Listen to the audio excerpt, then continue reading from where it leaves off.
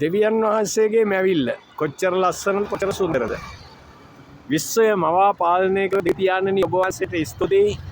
මේ වගේ ජලාශ, ඒ වගේම ගංගා, ඇලදොල, ඒ වගේම සතා සිව්පාවා මවලා උන්වහන්සේ අපිට කළා වූ සේවය ගැන මෙතකයි කියලා නිම කරන්න බැහැ.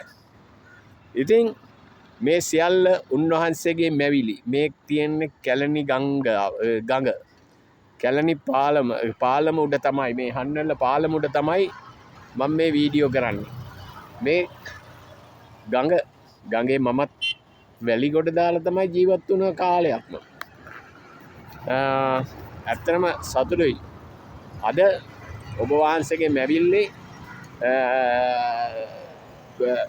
වටිනාකම කොච්චරද කියනවා නම් අපිට ඔබ වහන්සේගේ මැවිල්ල මේ විදිහට වීඩියෝ කරලා දාන්න, මේ වගේ දුරකථන හදලා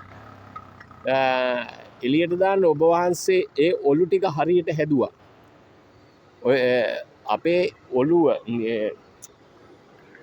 මොනතරම් සාර්ථකව ඔබ වහන්සේ හදලා තියෙනවද, ඒ වගේම ඒ ඔළුව ඇතුලේ තියෙන මොලේ මොනතරම් ලස්සනට සුන්දරව හදලා තියෙනවද.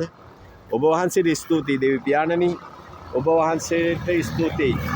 අපි මේ වගේ වීඩියෝ එකක් කරලා හරි දාන්නේ ඔබ වහන්සේගේ මැවිල්ල නිසා, ඔබ වහන්සේගේ ඒ ක්‍රියාකලාපය නිසා. මේ ඔය පේන කෙරවල පේනව නේද?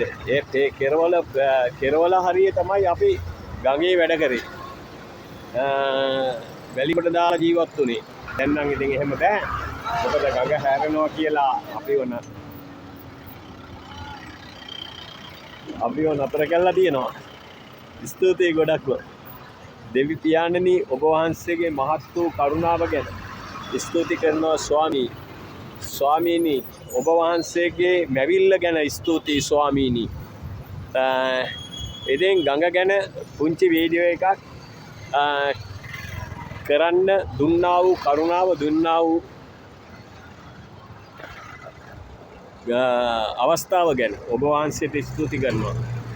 මේ ඒ වගේම තවත් මේ වගේ සුන්දර තැන් බලන්න, ඒ වගේම වීඩියෝ කරන්න ඔබ වහන්සේ අපිට අවස්ථාව ලබා දෙයි කියලා විශ්වාස කරනවා. දෙවි පියාණනි ඔබ වහන්සේගේ මහත් වූ කරුණාව ගැන ස්තුතියි, ප්‍රශංසා, ගෞරව, නමස්කාර වේවා. ස්වාමීනි ඔබ වහන්සේගේ උතුම් නාමයේ ප්‍රශංසා, ගෞරව වේවා. එහෙනම් අපි තියෙනවා නැවත හමු